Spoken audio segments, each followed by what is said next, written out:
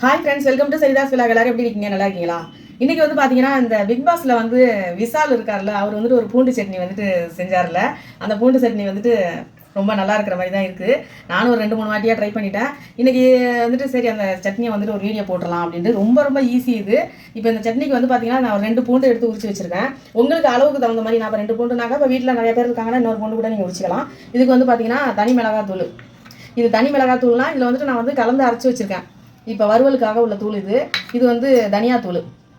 இப்போ நான் வந்து உருளைக்கிழங்கு வறுவல், வாழைக்காய் வறுவல் எல்லாத்துக்குமே இந்த தூள் தான் போட்டுக்குவேன். இதில் வந்துட்டு சோம்பு, ஜீரகம் இதெல்லாம் போட்டு நான் மிளகு எல்லாம் போட்டு அரைச்சி வச்சுருக்கனால இந்த தூளை எடுத்துக்கிட்டேன்.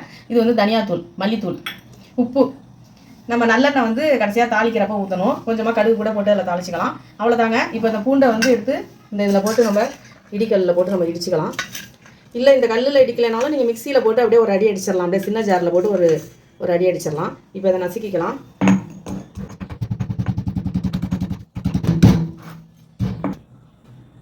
பாருங்கள், நல்லா இடிச்சாச்சு பூண்டு. இப்போ வந்து உப்பு போட்டலாம். இந்த மிளகாத்தூள். இதுக்கு நீங்கள் குழம்பு மிளகாத்தூள் சேர்த்த மாதிரி அரைச்சிருப்பீங்களா, மல்லி தனியா எல்லாம் போட்டு அதை கூட போட்டுக்கலாம்.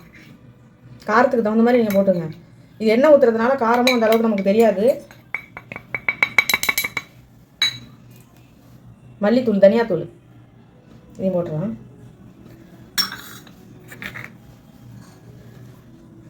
இப்படி கலந்து விட்டுருங்க.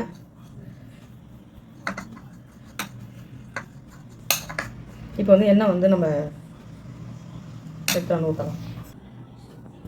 பாருங்கள், நல்லெண்ணெய் இது நல்லா சூடு பண்ணியாச்சு.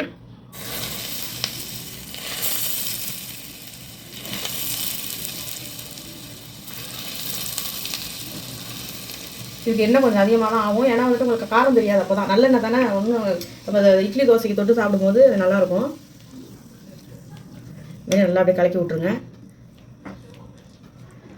அவ்வளோதான், பிக் பாஸ் பூண்டு சட்னி. விஜே விஷால் செஞ்ச பூண்டு சட்னி இவ்வளோதான். தோசைக்கு இட்லிக்கெல்லாம் சூப்பராக இருக்கும். சாதத்தில் கூட இதை கூட கொஞ்சமாக போட்டு அப்படியே பிணைஞ்சு சாப்பிட்லாம். பாருங்கள், அவ்வளோ எண்ணெய் ஊற்றுனேன். எவ்வளோ பாருங்கள், அவ்வளோ எண்ணெயும் வந்துட்டு குடிச்சிருச்சு நல்லா இந்த பூண்டு. அவ்வளோதான், சூப்பரான ஒரு பூண்டு சட்னி. பிக் பாஸ் பூண்டு சட்னி இது பேர். ஓகேங்க, இதே மாதிரியே நீங்களும் ட்ரை பண்ணி பாருங்கள். இன்னொன்று கூட எண்ணெய் இதில் ஊற்றலாம். நீங்களும் இதுமாரி ட்ரை பண்ணி பாருங்கள்.